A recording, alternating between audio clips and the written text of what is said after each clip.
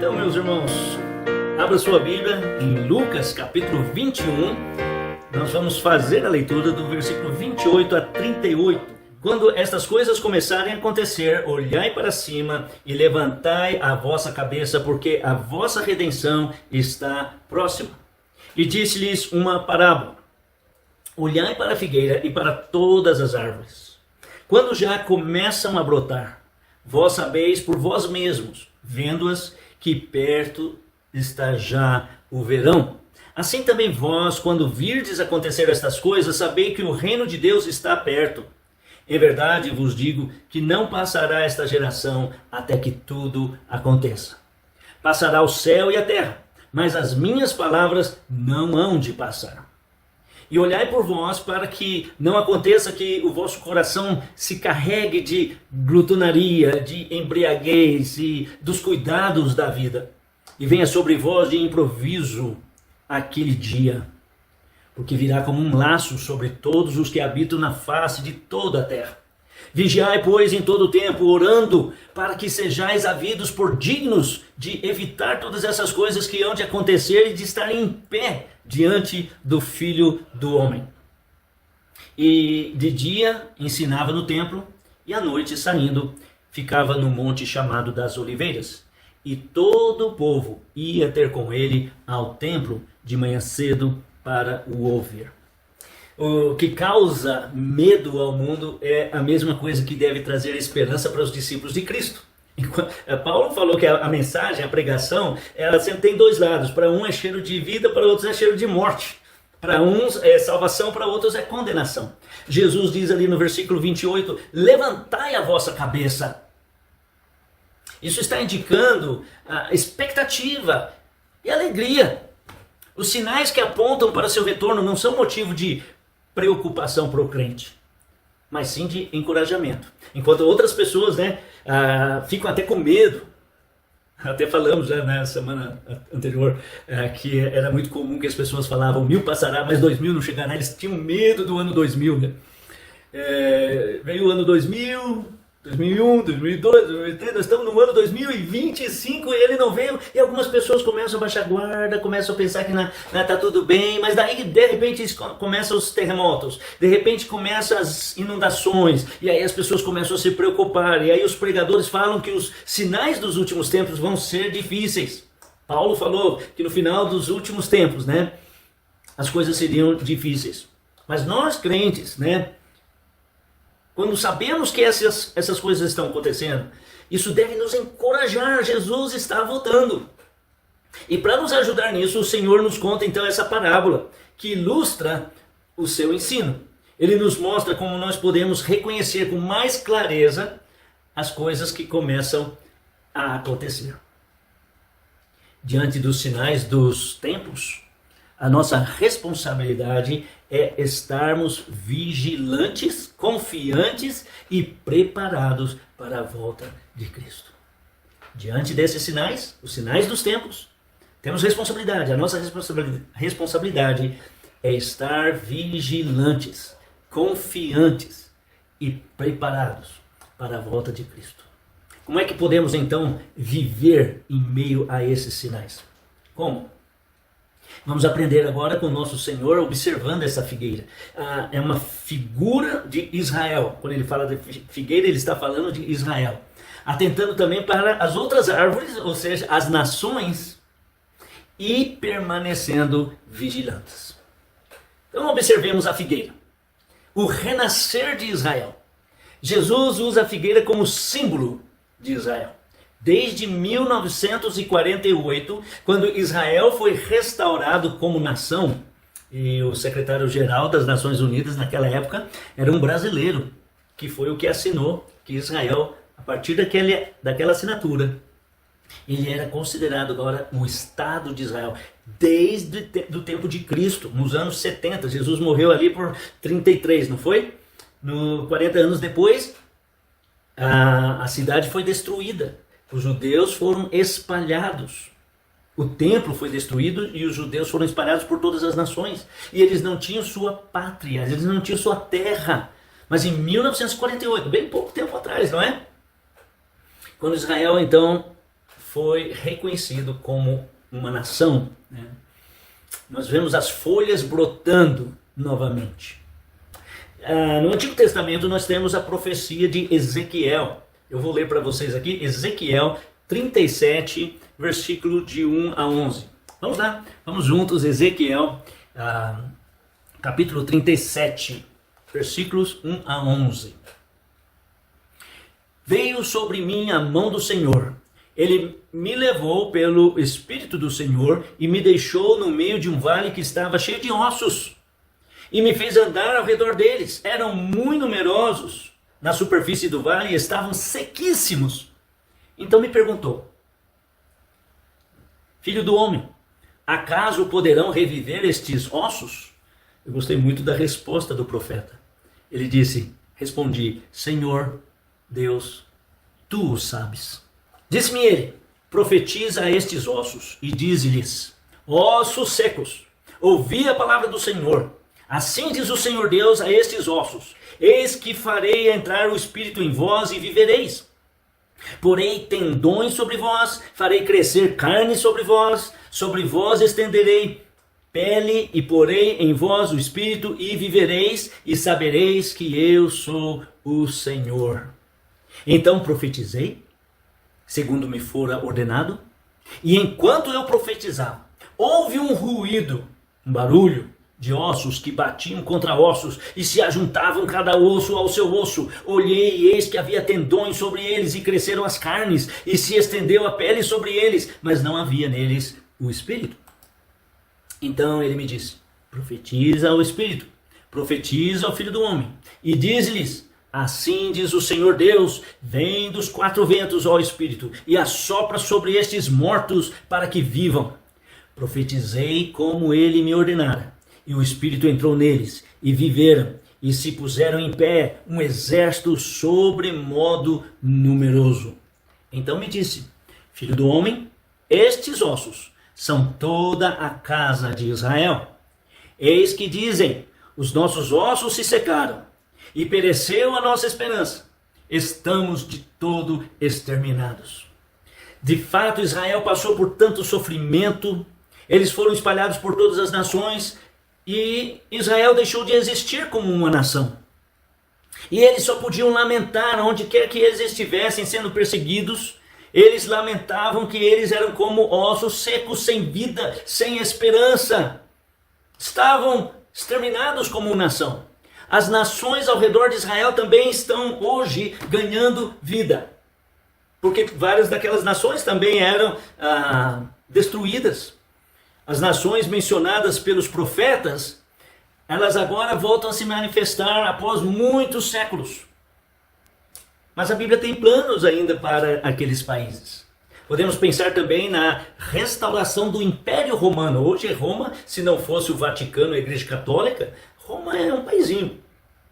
A Itália, eu não quero falar muito da Itália, porque nós temos um italiano no nosso meio, que é o Jonas. O Jonas agora é italiano, vocês estão sabendo, né? Ele tem a cidadania italiana, e a Miriam vai junto, né? Então não vou falar muito da Itália, né? Mas de fato eles, né, como quase todos os países da Europa lá, estão sofrendo bastante, né? Mas juntos eles estão restaurando o que tinha acabado já há muitos anos. Mas o que nós temos ali com os outros países é que eles estão formando novamente a União Europeia, né? E assim se fortalecendo as nações para quando chegar o anticristo, eles vão apoiar, né, o anticristo. Estas são árvores brotando folhas. Assim vemos os sinais dos tempos se apresentando. Uma nova vida, né? Assim como a figueira brota folhas indicando o verão, quando você vê as árvores com as folhinhas novas, né? O renascimento de Israel indica que Deus está cumprindo as suas promessas. Para os judeus, redenção significa o Messias está vindo para livrá-los. Para nós, a igreja, que é um povo à parte, né? Quando a Bíblia fala os gentios, está se referindo aos povos, às gentes do mundo inteiro. Israel é um povo, os gentios é a soma de todos os outros povos. Mas a igreja é um corpo à parte. É um organismo vivo, formado de todos os cristãos verdadeiros por todo o mundo.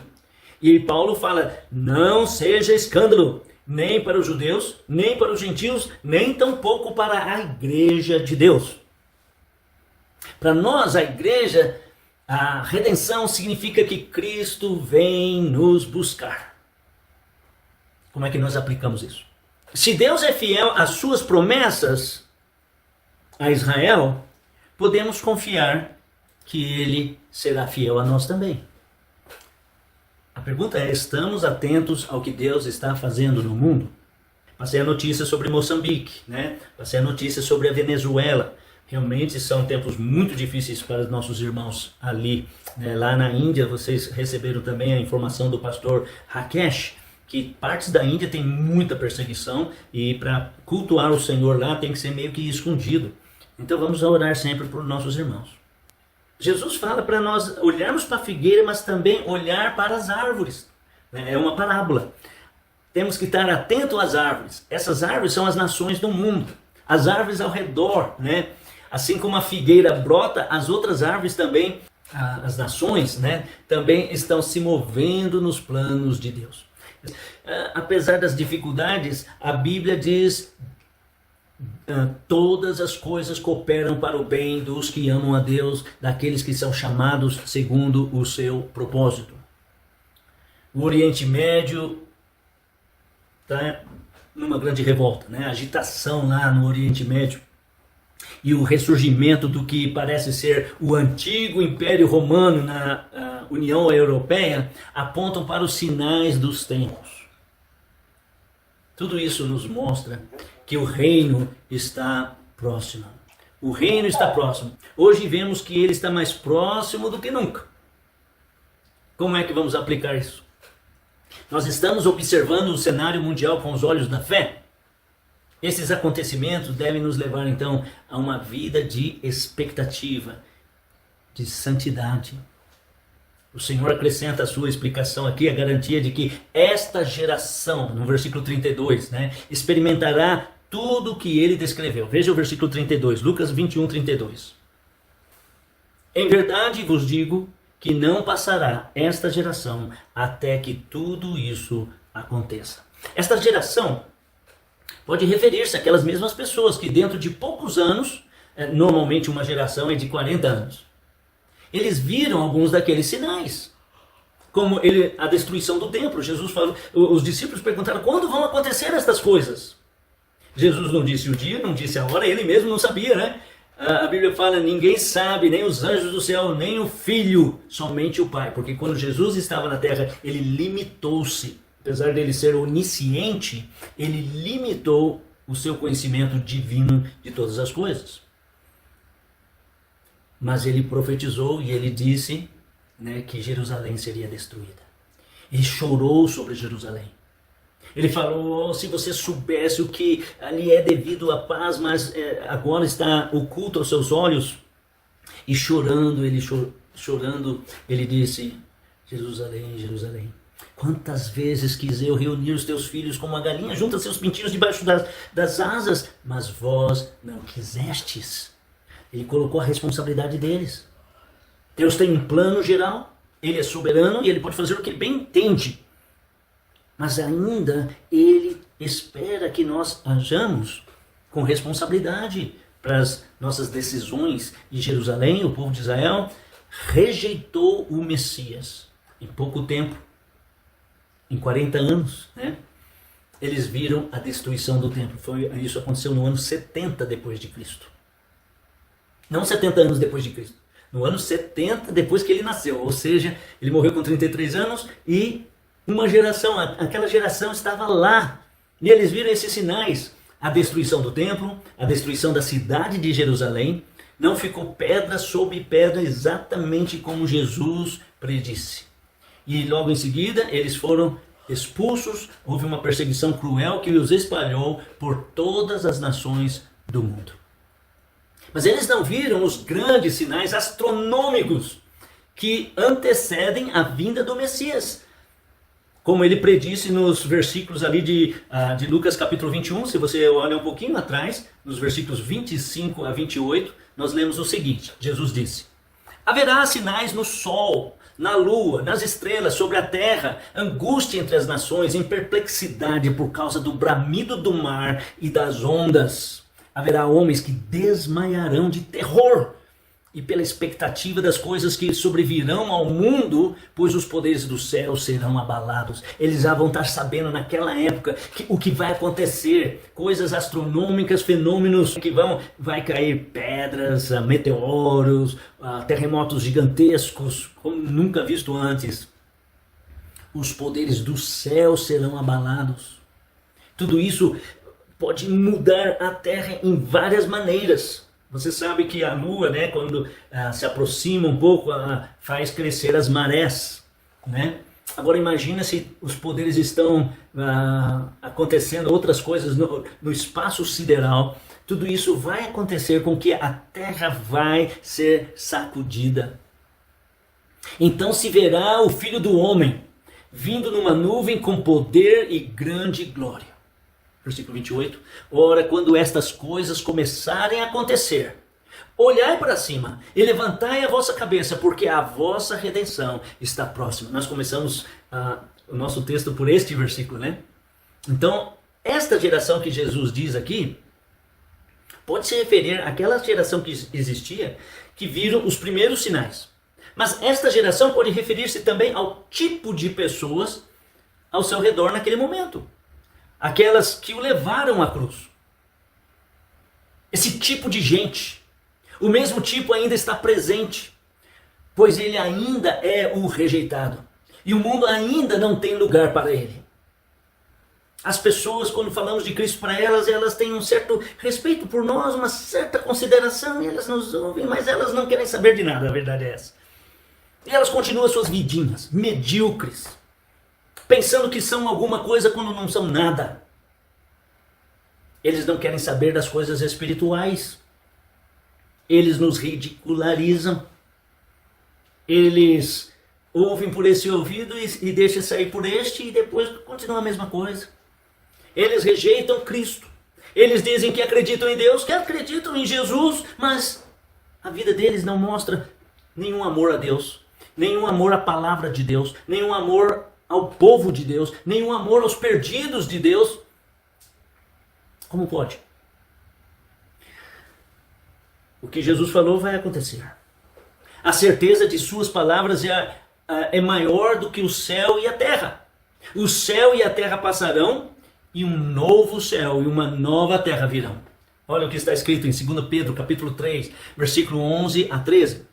2 Pedro, capítulo 3, versículo 11 a 13.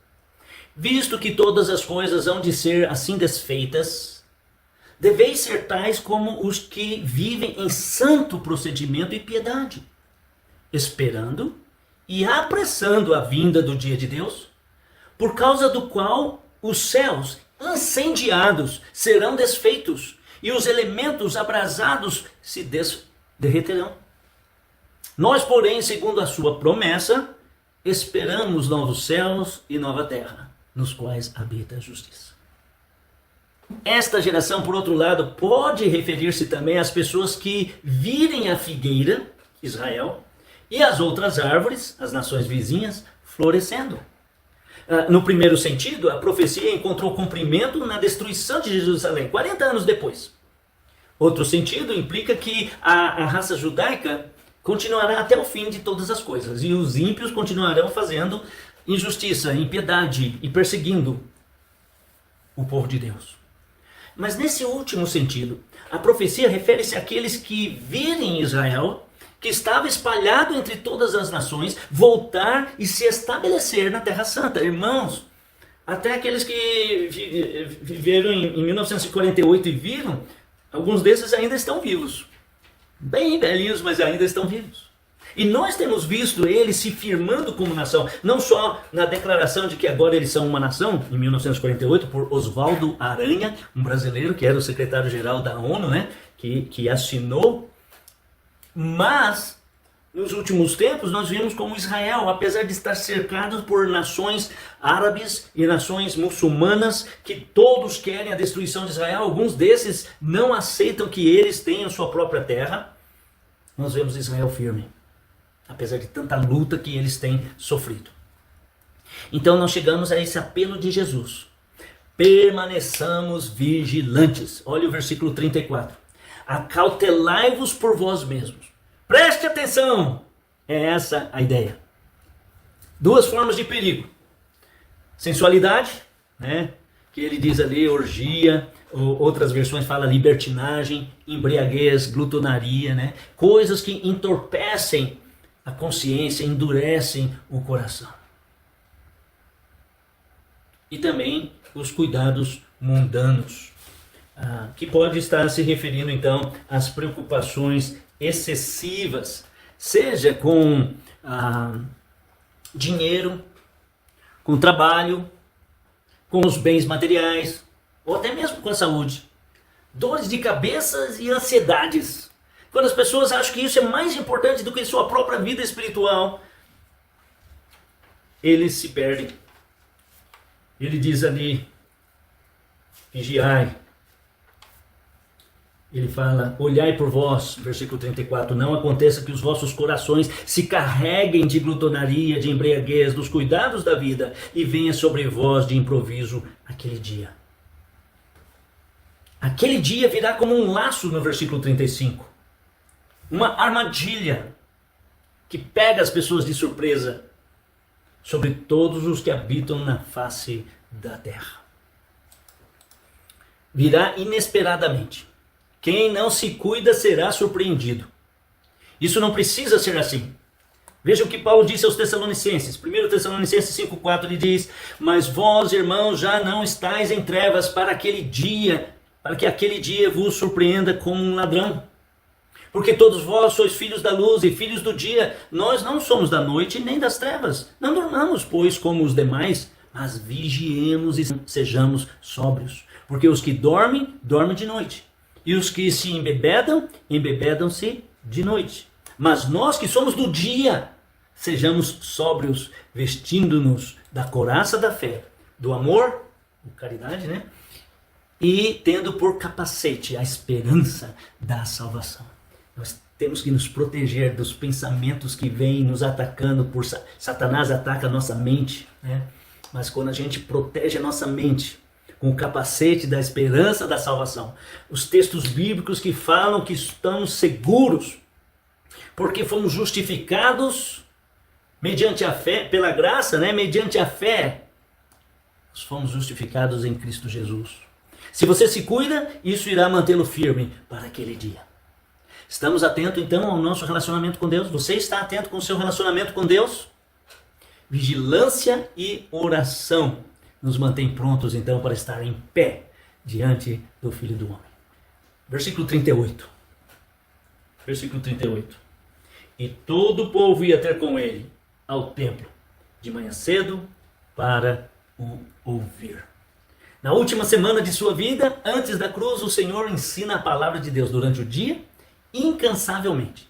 Aí ele passa as noites lá no Monte das Oliveiras. Ele nem tinha casa, né? Então lá no Monte das Oliveiras, no jardim, ele se acampava lá com os discípulos e ele orava. E de manhã cedo o povo vinha ouvi-lo no templo. Parece que eles estavam famintos pelas palavras dele. E o Senhor ensina, mesmo sabendo que em poucos dias, por causa da influência dos líderes religiosos, eles iam clamar: crucificam, crucificam. Como as pessoas são levadas por todo vento de doutrina, né? Uma hora estão falando aleluia, na outra hora estão blasfemando. Numa hora eles querem ser religiosos, na outra hora eles querem saber de uma coisa e deixam tudo para lá. Mas Jesus concluiu o seu ensino no templo com um apelo enfático aos discípulos para que eles permanecessem vigilantes. No versículo 36, cuidado. Ele diz: vigiai, pois, em todo o tempo, orando para que sejais ávidos por dignos de evitar todas essas coisas que hão de acontecer e de estar em pé diante do Filho do Homem. E aí ele encerra seu ensino com um apelo. No versículo 34 ele diz: acautelai-vos por vós mesmos. Assim como ele ensinava no templo, mesmo enfrentando a oposição, nós somos chamados também a permanecer firmes, vigilantes e confiantes. Ele nos dá a sua palavra, irmãos. Passará o céu e a terra. Essas minhas palavras não vão te passar. O que você vai fazer com essa promessa hoje? Levante a sua cabeça, porque a sua redenção está próxima.